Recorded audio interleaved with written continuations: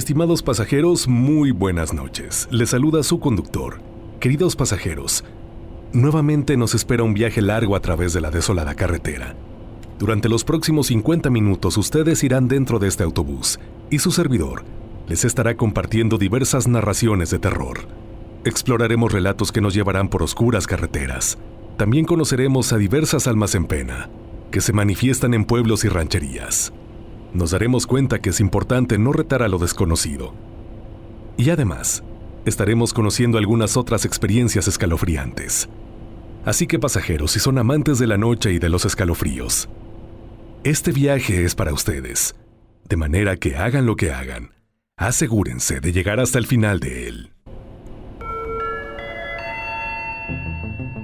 Estimados pasajeros, favor de abordar, ya que aquí comienza otro viaje a través de la desolada carretera, con rumbo hacia lo desconocido. Aventona Cañada. Saludos, colega del asfalto. Qué bueno encontrarte en esta ruta donde las sombras parecen tener vida propia. Y ustedes, pasajeros de la noche, que viajan en silencio escuchando el rugir del motor, acomódense. Porque el camino hoy tiene algo que contarnos.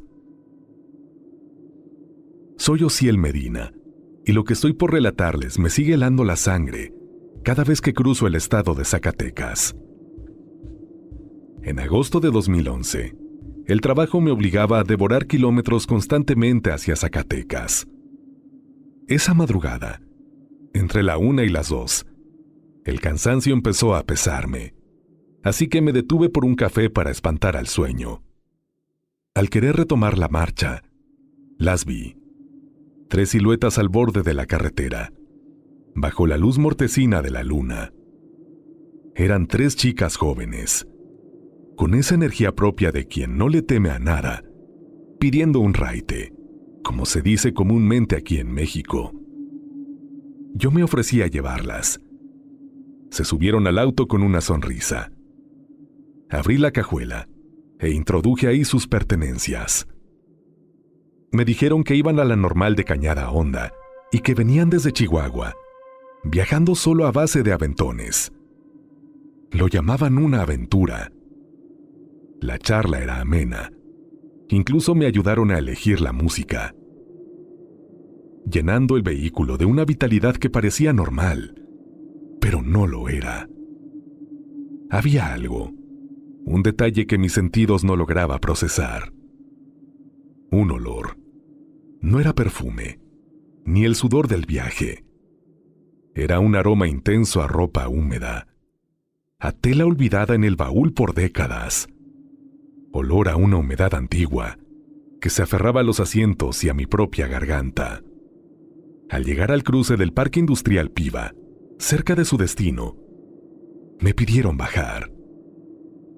Me detuve, bajé del auto y abrí la cajuela para entregarles sus mochilas. Se las di. Posteriormente giré la vista otra vez para cerrar la cajuela. Y después de hacerlo fueron segundos, apenas el tiempo de cerrar la tapa y levantar la vista para despedirme. Pero ahí, en la línea infinita del asfalto, y bajo el cielo negro y abierto, no había nadie. Se habían esfumado como la niebla al amanecer. El miedo me golpeó como un impacto frontal. Huí de ahí con el corazón martillando en el pecho. Tiempo después, la curiosidad me llevó a investigar. Lo que encontré me dejó sin aliento, conductor y pasajeros. 3 estudiantes, con la misma ruta y el mismo destino, habían perdido la vida en un accidente trágico en ese punto exacto de la carretera. Pasajeros, la próxima vez que perciban ese olor a humedad en un tramo solitario, no miren por el retrovisor. Quizás el destino ya decidió quién los acompañe.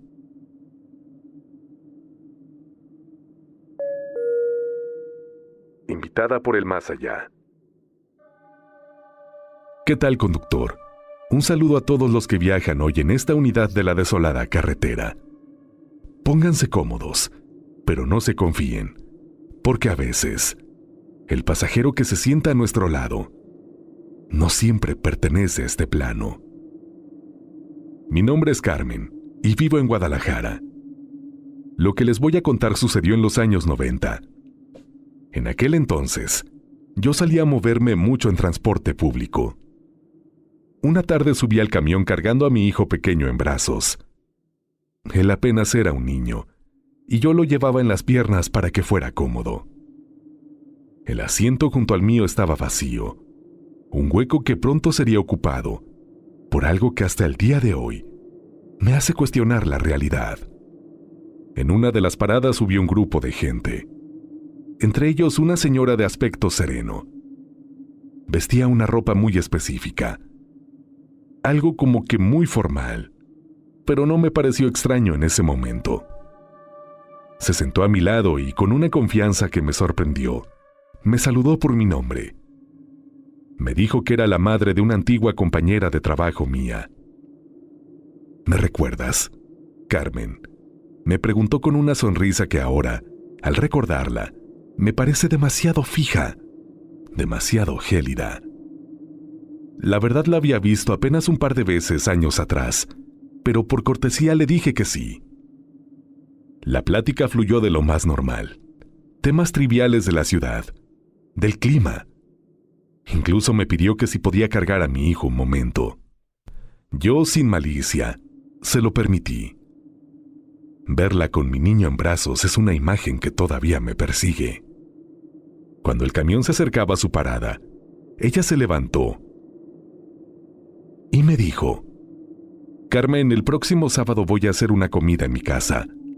Vamos a preparar mole. Me gustaría mucho que fueras con el niño. Por favor, no me faltes. Me dio la dirección exacta, calle, número y colonia. Se bajó del camión y la perdí de vista entre la gente. Llegó el sábado. Por alguna razón sentí la obligación de ir. Encontré la casa sin problemas. Desde la calle se escuchaba música y se percibía ese olor dulce y picante del mole. Toqué la puerta y me recibió mi excompañera de trabajo. Se sorprendió muchísimo de verme ahí, después de tanto tiempo. ¡Qué milagro, Carmen! ¿Cómo supiste que estábamos aquí?, me preguntó mientras nos saludábamos. Yo, con toda la naturalidad del mundo, le respondí: es que me encontré a tu mamá en el camión el otro día. Ella me dio la dirección y me invitó a la comida del mole. El rostro de mi amiga se puso de mármol. El color se le escapó de la piel en un segundo. No dijo nada un momento, pero luego llamó a su padre a gritos: «Papá, ven rápido». Escucha lo que dice Carmen. El señor, al oírme, se me quedó viendo con una mezcla de tristeza y espanto. Entró a una habitación y salió con una fotografía vieja. ¿Era ella?, me preguntó con la voz quebrada. Sí, respondí. Exactamente así andaba vestida el otro día. Sí, respondí. Era exactamente ella. El señor soltó un suspiro que pareció sacado del fondo de una tumba. Mira, Carmen, no te vayas a asustar, pero mi esposa murió hace varios años, y esa ropa con la que describes es la misma con la que la vestimos para su funeral. Hoy decidimos hacer mole porque hoy sería su cumpleaños. Era su platillo favorito, y por eso nos reunimos cada año en su honor. Me quedé helada. En ese momento comprendí que no solo había platicado con una muerta en aquel camino, sino que ella había cargado a mi hijo. Ella quería que yo estuviera ahí, en su banquete que la conmemora. Así que la próxima vez que alguien se siente junto a ustedes en el transporte o en la desolada carretera pasajeros y les hable con demasiada familiaridad, fíjense bien en su ropa. Podría ser alguien que regresó de la muerte solo un momento para no pasar su cumpleaños en soledad.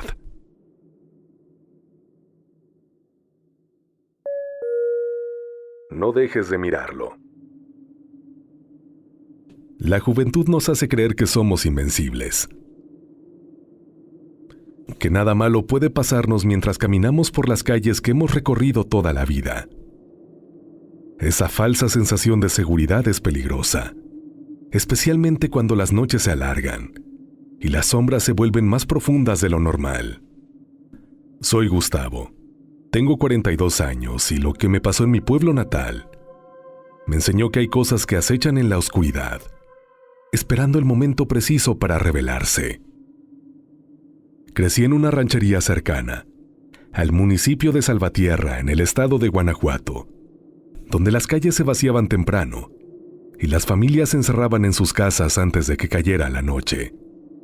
Pero yo nunca seguí esa costumbre. En un tiempo trabajaba en una tienda al otro lado del pueblo, y mi turno terminaba tarde, alrededor de las 11 de la noche. Luego caminaba sin prisa de regreso a casa, disfrutando del silencio de las calles vacías. Mi madre odiaba que llegara tarde. Me esperaba despierta casi todas las noches, asomándose por la ventana cada vez que escuchaba pasos. Me decía que no era seguro andar solo a esas horas, que el pueblo cambiaba cuando caía la oscuridad. Yo siempre me reía de sus preocupaciones. Le decía que conocía cada calle y que nada malo me podía pasar en el lugar donde había crecido. Fue una noche de abril, cuando aprendí que estaba completamente equivocado. Había sido un día normal. Mi turno transcurrió sin novedad, y cuando cerré alrededor de las 11:30, comencé mi caminata habitual de regreso a casa. El trayecto tomaba aproximadamente 20 minutos, cruzando por el centro del pueblo, donde las calles estaban mejor iluminadas. Esa noche, el pueblo parecía más silencioso de lo habitual. No había ni un solo perro ladrando, ningún sonido de televisores, ni siquiera el murmullo del viento.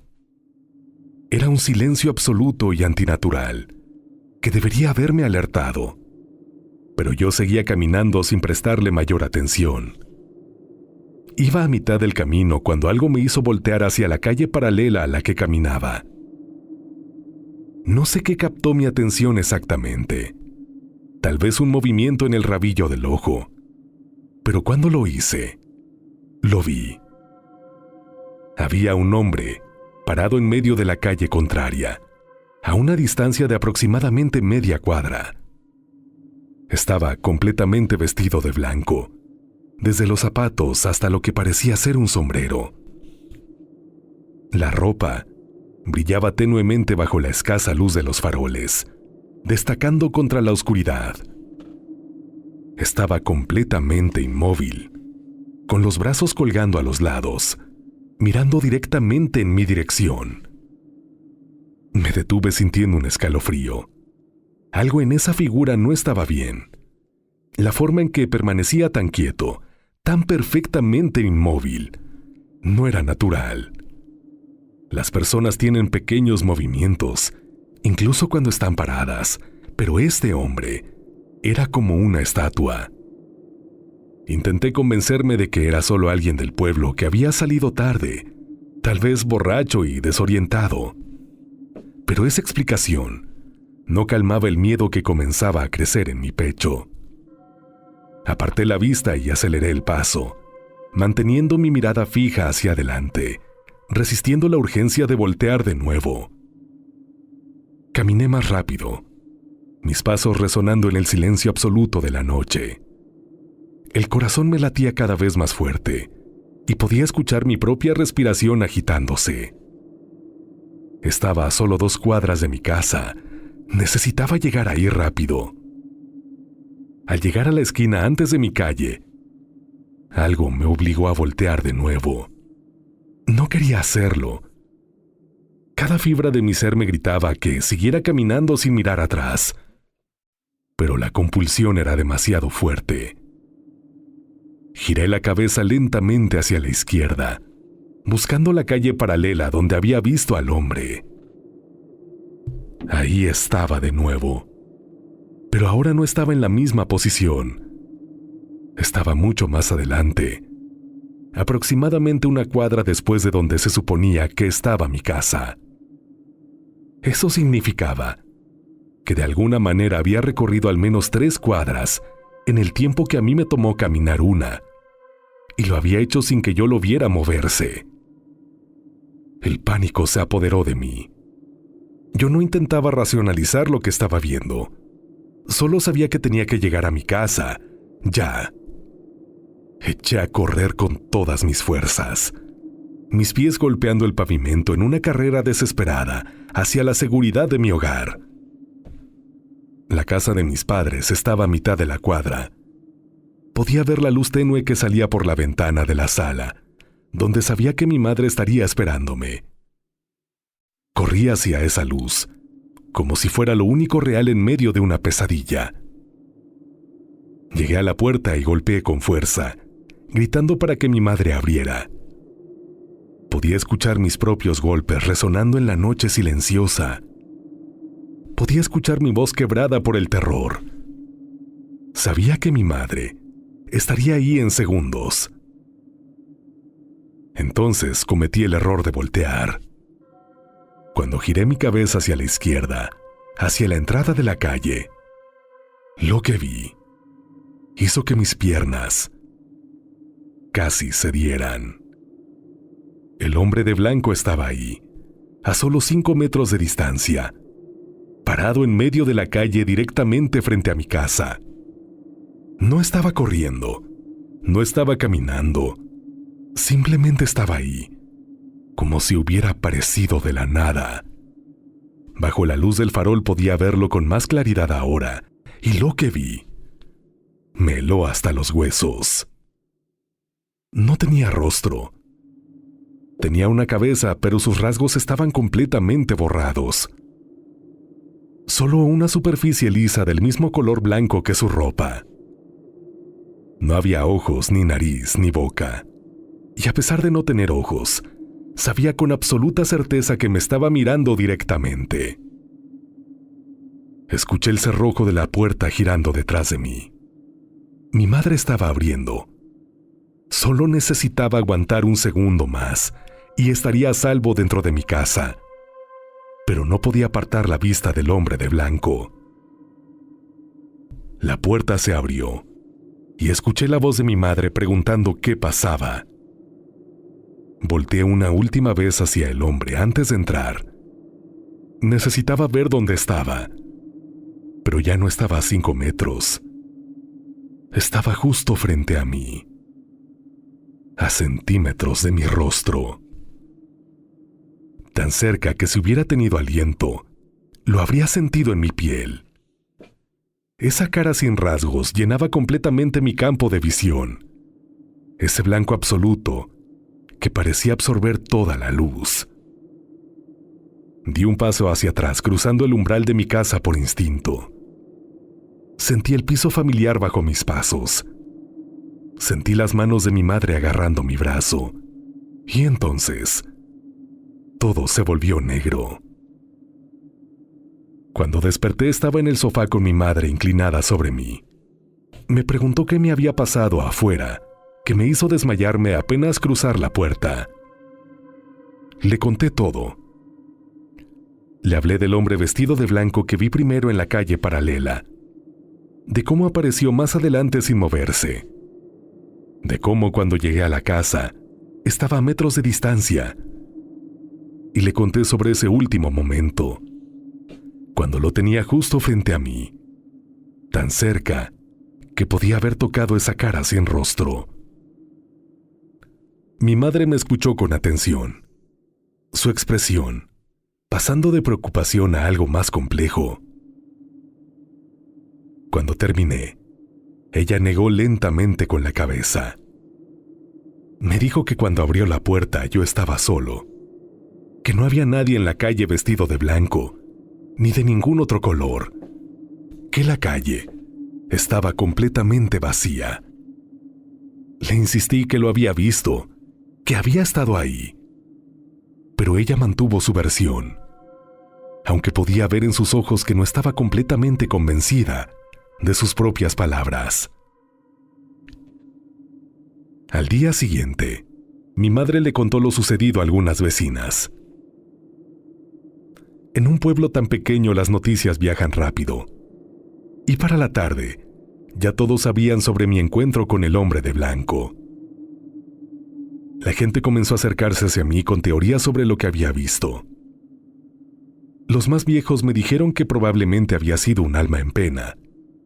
Según ellos, esas almas aparecen vestidas de blanco, porque es el color que usaban cuando fueron enterradas, y caminan por las calles, buscando algo que dejaron incompleto en vida. Me dijeron que tuve suerte de que no me hablara, que si un alma en pena te habla directamente, tienes que responderle, o te seguirá por el resto de tu vida. Otros tenían una interpretación más oscura. Me dijeron que lo que vi era un ente maligno, que me había estado siguiendo con intenciones que era mejor no especular. Según ellos, estos entes se alimentan del miedo, y mientras más aterrorizada está una persona, más poder tienen sobre ella. Lo único que me salvó fue haber logrado entrar a mi casa antes de que me alcanzara. Que las casas tienen protecciones naturales contra este tipo de entidades. No sé cuál de todas estas explicaciones sea la correcta. Lo único que sé es que aquella noche vi algo que no debería existir. Algo que desafía toda lógica.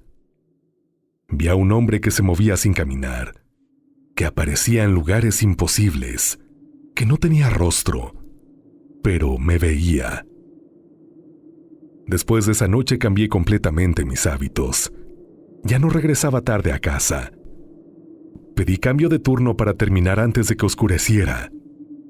Y en las pocas ocasiones en que tuve que caminar de noche, lo hacía corriendo, mirando constantemente sobre mi hombro.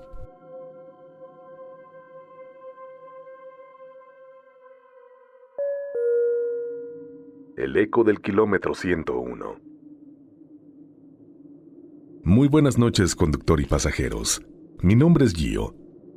Siempre se dice que para ver lo que no pertenece a este mundo, hay que tener un don o estar en un estado de susceptibilidad especial. Pero mi historia es diferente.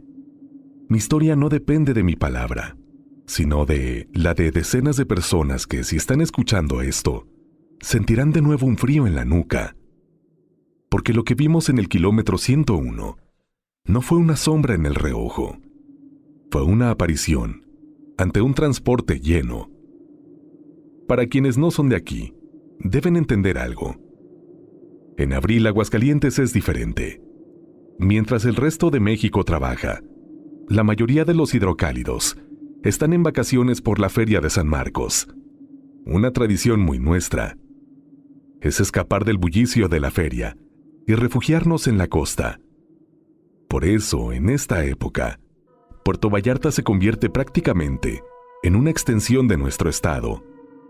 En abril de 2019, yo venía manejando de regreso desde Vallarta, transportando a un grupo de turistas, todos hidrocálidos, que regresaban a casa para terminar sus días de descanso. El ambiente era el típico de un viaje largo. Luces apagadas, el murmullo del motor y la mayoría de la gente dormitando en sus asientos.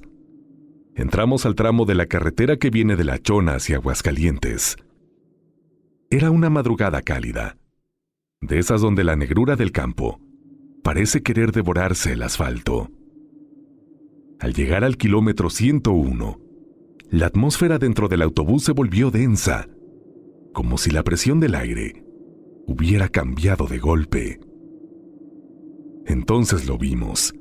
No salió de los matorrales ni cruzó la carretera. Simplemente estaba ahí, materializado en medio del acotamiento. Era un joven.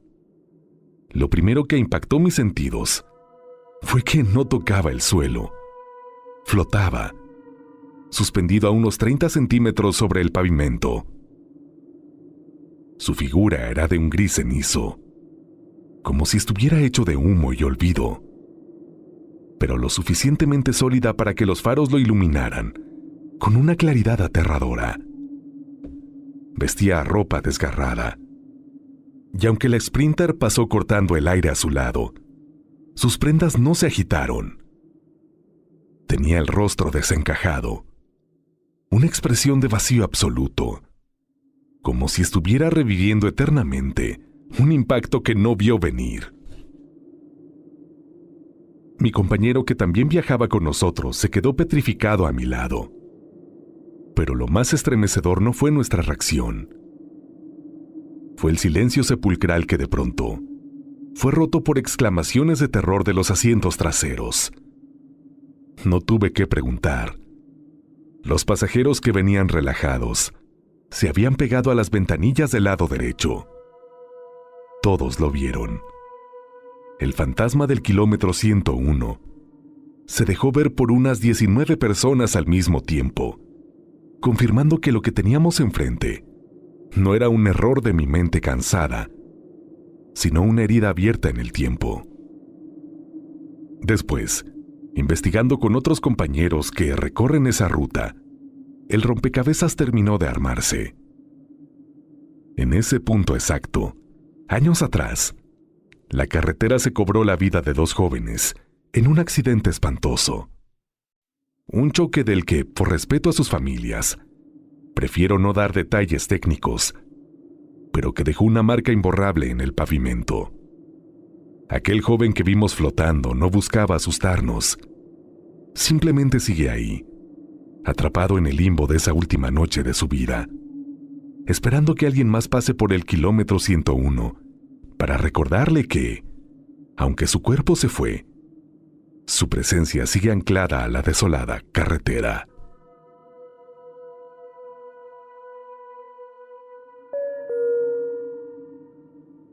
La garra del entierro. Estimado conductor y valientes pasajeros que viajan conmigo en esta desolada carretera, permitan que una abuelita les robe el aliento con un recuerdo que el tiempo no ha podido borrar. Hoy mis manos están surcadas por los años, pero mi mente aún viaja con nitidez a 1960, cuando yo apenas era una niña, y el mundo en los rincones de Acatic, Jalisco, era mucho más oscuro de lo que podíamos imaginar. Aquella noche, el silencio en la casa de mi abuelita materna no era de paz, sino de acecho. Estábamos de visita, y aunque el sueño debería haberme vencido, yo estaba despierta. Lo sé con la certeza de quien no alucina.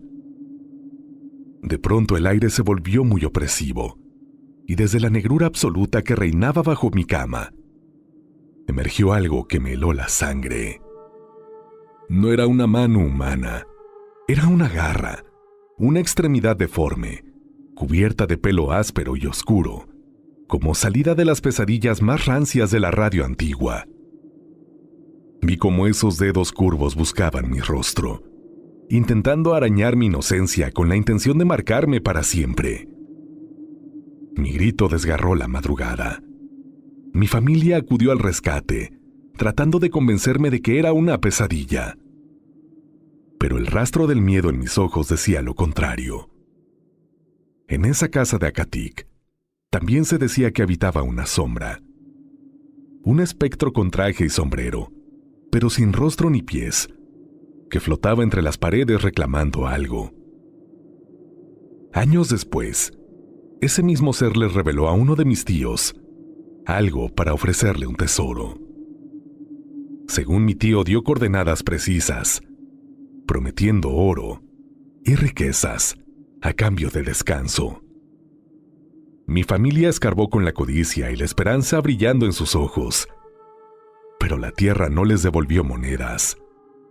Lo que encontraron fue una osamenta antigua, el esqueleto de un hombre cuyo cuerpo guardaba un secreto aterrador.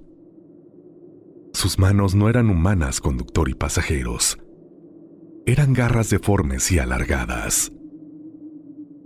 En ese instante, el frío de mi infancia regresó.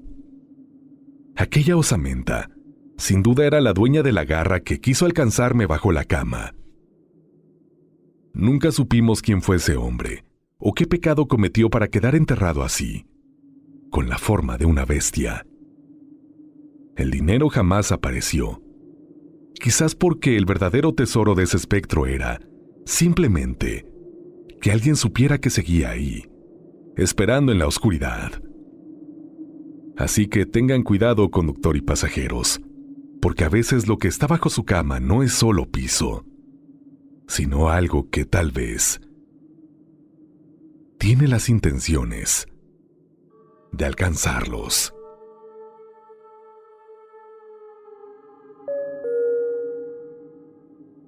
La canica de Natasha.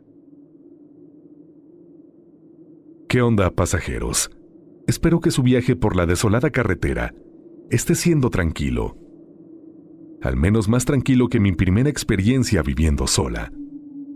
Mi nombre es Natasha, y les hablo desde el calor de Hermosillo, Sonora. Soy enfermera de profesión. Cuando terminé la carrera y conseguí un buen puesto en un hospital de aquí, sentí que era el momento de independizarme. Encontré una casa que me pareció perfecta, pero desde que recibí las llaves, los vecinos me soltaron una advertencia que en ese entonces me dio risa. Ten cuidado, muchacha. En esa casa espantan. Se aparece un niño. Yo, con mi formación científica y mi escepticismo de hierro, simplemente les di las gracias y me mudé. No creía en cuentos de espantos. Al principio todo era normal, salvo por un detalle. Casi todas las noches, cuando el silencio de Hermosillo se volvía absoluto, se escuchaba el sonido de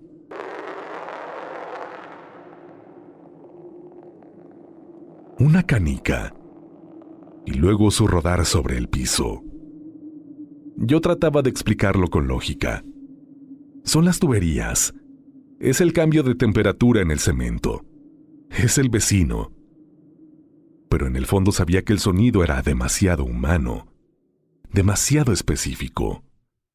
Era una sola canica, rodando por el pasillo. Una noche, llegué del hospital agotada. Quienes trabajamos en salud sabemos lo que es el cansancio que te cala los huesos.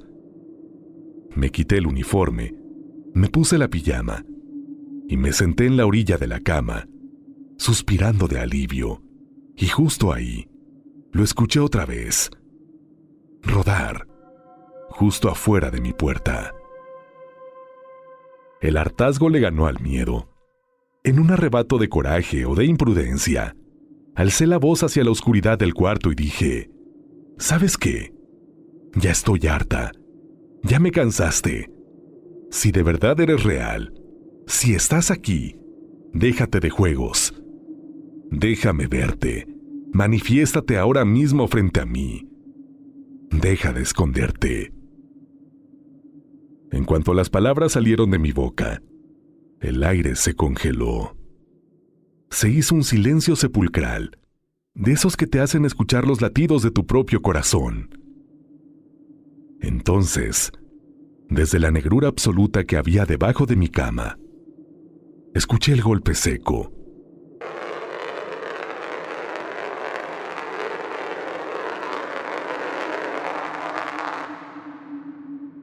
Vi con mis propios ojos cómo una canica salía rodando lentamente debajo de mi colchón. Recorrió el espacio y se detuvo justo cuando chocó con la punta de mis pantuflas. Me quedé paralizada. No había corrientes de aire. No había nadie más conmigo. Recogí la canica con manos temblorosas y lo que vi me revolvió el estómago. No era una canica limpia. Estaba cubierta de tierra negra, húmeda y con un olor rancio. Parecía ser tierra de panteón. En ese momento mi escepticismo murió. No vivía con niños, no tenía juguetes, y esa canica no tenía por qué estar debajo de mi cama. mucho menos responder a mi voz. Esa misma semana, empecé a buscar otro lugar. Aprendí a la mala que, en esta desolada vida, hay cosas que es mejor dejar quietas, porque cuando pides una señal, lo que sea que esté en la oscuridad, te puede responder.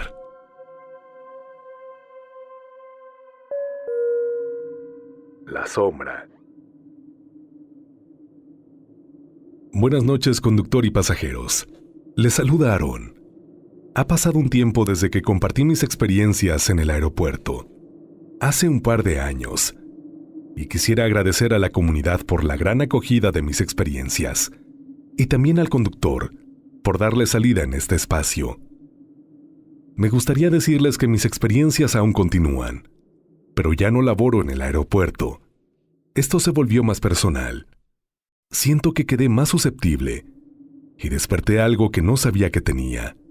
Y hoy puedo decir que me encuentro en el proceso y la búsqueda para poder manejar todo esto. Ha pasado un tiempo desde que dejé de laborar en el aeropuerto y me siguieron pasando cosas de una manera que ha ido escalando gradualmente. Una de ellas es una sombra que solo he podido ver por el rabillo del ojo, pero mis amigos y conocidos han coincidido que cuando van a verme a mi casa, pueden ver a través de las ventanas que hay alguien conmigo. Para ponerlos en contexto, yo vivo en un tercer piso y tengo un balcón con lunas y ventanas grandes. Todo lo que pasa adentro se puede ver de afuera perfectamente. Una noche, unos amigos llegaron sin avisar. Ellos son bomberos y, como es costumbre, me tocan el claxon o hacen bromas con su bocina al pasar por mi casa. Esa noche yo me encontraba durmiendo y no oí absolutamente nada. Pero a eso de las 4 a.m., llamaron a mi puerta y al despertar y revisar mi celular, vi mensajes y llamadas de mis amigos bromeando, que yo los estaba esperando en mi balcón y que al pasar solo me había quedado parado y me había escondido detrás de las cortinas, haciendo señales con mi mano. Ellos decidieron parar, ya que no se encontraban en emergencia, solo estaban de paso, y al acercarse a mi casa, una sombra o silueta de alguien asomó la cabeza y se pudo ver desde mi balcón, seguido de que les tiraron un pequeño jarrón. Ellos pensaron que algo estaba sucediendo. Fue donde me llamaron, y al no recibir respuesta, me despertaron tocando la puerta. Yo no podía creerlo, pero cuando revisé las cortinas y la puerta estaban abiertas, y era imposible, porque yo las cerré justo antes de dormir. Días después, mis gatos empezaron a erizarse, al llegar las 2:30 de la mañana, y siempre querían que les abra, y salían corriendo. Los escuchaba gruñir, pero no podía verlos, ya que se iban al techo. Ahora me pregunto qué es lo que están viendo, o qué ocasionó todo esto, ya que mis amigos lo vieron, y mis mascotas aparentemente también lo pueden ver o sentir, y salen en mi defensa. Esta sombra no se me ha manifestado directamente. No la he podido ver, pero sí la siento, y he llegado a escucharla fuera de mi pasillo. Fue hace algunos sábados que me encontraba subiendo las escaleras y pude escuchar cómo corrían a esconderse, al último cuarto del pasillo. Al subir, un dolor de cabeza se apoderó de mí, y me sentí en peligro. Quise ignorarlo. Fui a ducharme, pero cuando estaba en la ducha, escuché en el patio que abrían la puerta de vidrio que da para las habitaciones, y sentí cómo suavemente se apoyaban en la puerta del baño. Escuché como un suspiro. Yo cerré la ducha, abrí la puerta y por el rabillo del ojo pude ver a una sombra que se escondía al fondo en el cuarto de almacén. Hasta el día de hoy no sé qué sea, ni por qué está aquí. Solo sé que no estoy solo, y siento que esta sombra está buscando la manera de quedarse en mi casa, o conmigo.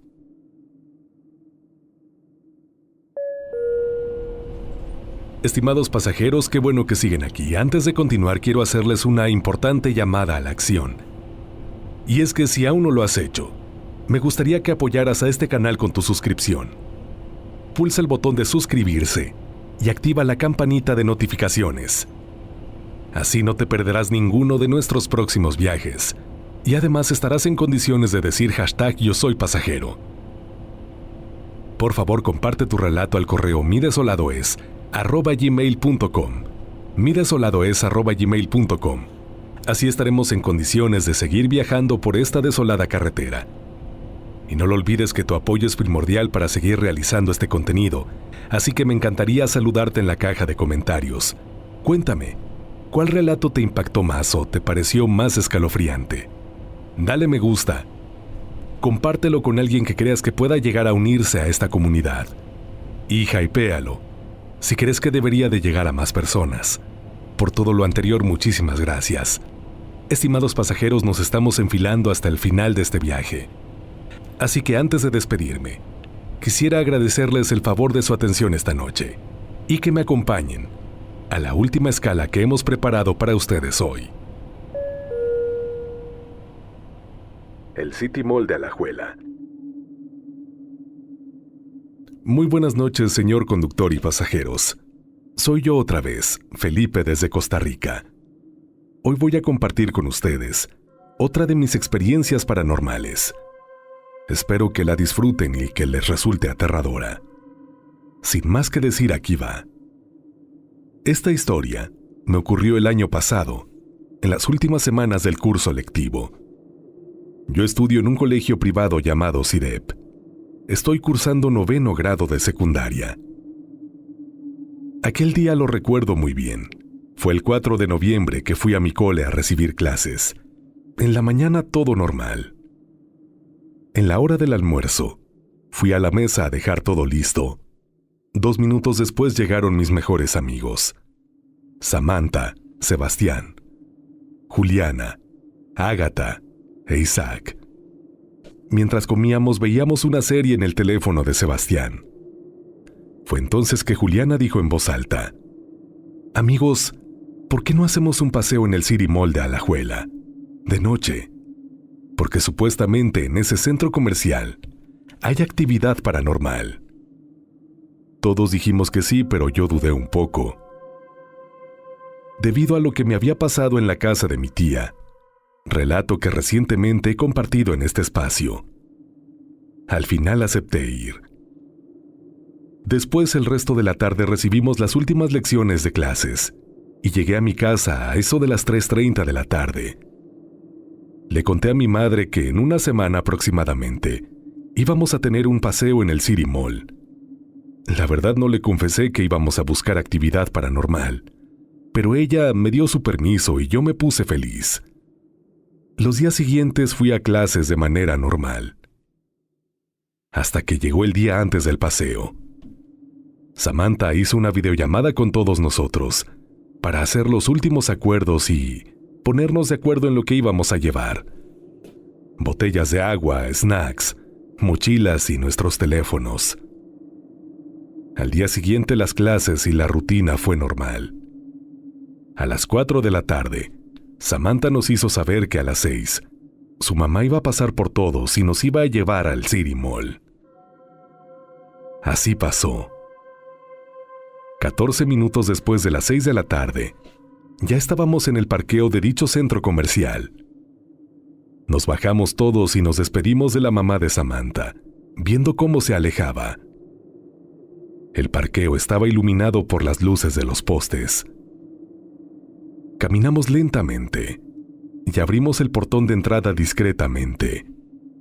El interior estaba más o menos iluminado por las bombillas automáticas. Subimos las escaleras mecánicas y llegamos al piso de arriba, que es donde supuestamente hay actividad paranormal, según dice la gente, pero en ese momento nada raro nos pasó. 2 horas después nos sentamos en el área de comidas, bebiendo y conviviendo. Estábamos sentados en una mesa, conversando, y fue en ese momento que una luz automática parpadeó y se apagó repentinamente. Entramos un poco en pánico y minutos después escuchamos sonidos de pasos suaves. Pero a esa hora, nadie tiene que estar ahí. Nos levantamos y fuimos a la zona de los baños. Ahí nos tranquilizamos y comenzamos a decir que seguramente nuestra mente estaba jugándonos una mala pasada. Pero en ese momento, escuchamos una risita dentro de uno de los cubículos de los baños. Pero era una risa fría y sin emoción. Isaac, jugando a ser el valiente, fue a revisar. Y cuando lo hizo, gritó con todas sus fuerzas. Salimos corriendo de ahí. Cuando lo calmamos, nos contó lo que había visto. Según él, cuando abrió el cubículo, vio a un niño, pero no era un niño normal. Su cara, dice, era oscuridad pura, pero notó unos dientes podridos. La verdad es que Isaac estaba pálido, fuera de sus cabales, y esto nos hizo pensar que difícilmente nos estaba jugando una broma, así que creímos plenamente en su testimonio.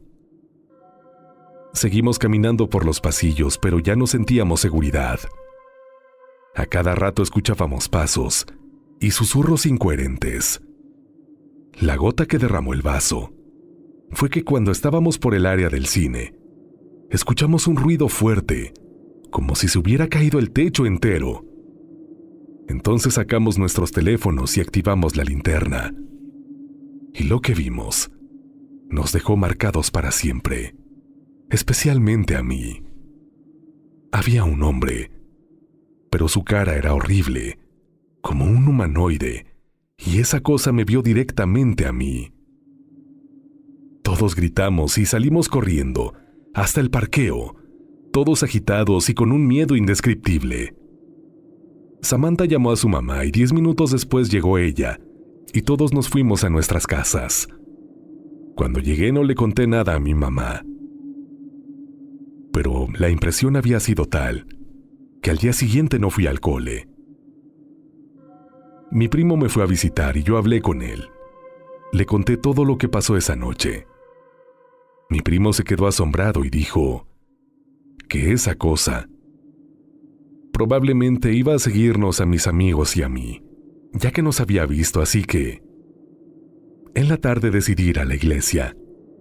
Le conté al sacerdote y él hizo oración por nosotros.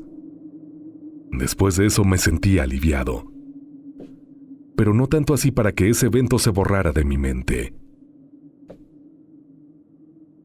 Actualmente mis amigos y yo ya no hablamos del tema paranormal, porque todos quedamos marcados esa noche. Y no sé si esa cosa sigue ahí, esperando por nosotros para atacarnos. Como sea, si ustedes, conductor y pasajeros, algún día llegan a visitar el City Mall de Alajuela, pongan mucha atención, ya que alguno de ustedes podría ser el siguiente en encontrarse con la actividad paranormal que se dice, aún hoy en día, ronda por sus pasillos.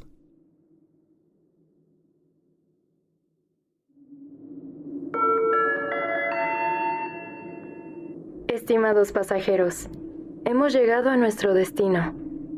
Gracias por acompañarnos en este viaje. Es momento de descansar. Si creen poder,